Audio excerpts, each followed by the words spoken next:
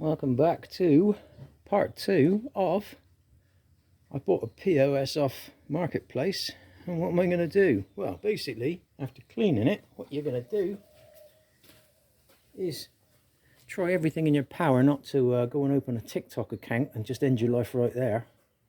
Now what we're going to do now is we're going to get a container to put all the random bits in, because even at the end of the day, random bits are useful somewhere or another. There's me just chucking screws in a box off screen. Right, next thing is, to get that thing to run, it's going to need electric, it's going to need gasoline, and it's going to need some compression. So, first things first. Does it have any compression? Yes. Right. So we haven't given up yet because it has got compression. The next thing we need to do now is to clean the bloody carburetor, because God knows what's in there, and see what the inside of the tank's like. Okay, so the tank's off.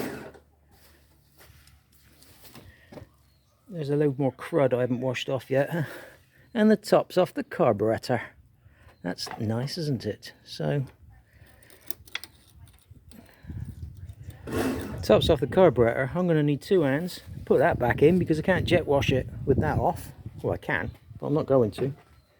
So that'll be the next little trick. We'll just clean that lot up a little bit more and then see what the surprises are. And once you whipped all the bolts out, what you got to do is wrestle with the rock hard rubber to try and get the carburetor out.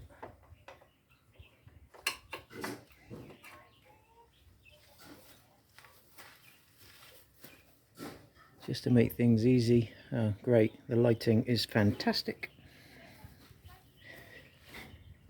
Just to make things easier. Oh yeah, look at the colour of the gas that's look at the colour of the gas that's run over my... Where is my finger? There it is. Look at that lovely brown colour. Oh yeah, and there, can you see that? Oh God, I can't see with the sun. See that lovely brown colour inside there? Yeah, that's what we're dealing with. So there's absolutely no point in trying to chuck gas in this and get this to run, because well, actually it probably would, but in all honesty, let's not waste our time. Let's just try and do it all right from the get-go.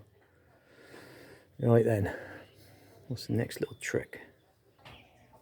The next thing we can do, due to the overwhelming stench of stale petrol, is we can take the plug out and kind of get a rough idea of what's been going on in there by looking at the plug. It looks like a couple of little specks of water on it.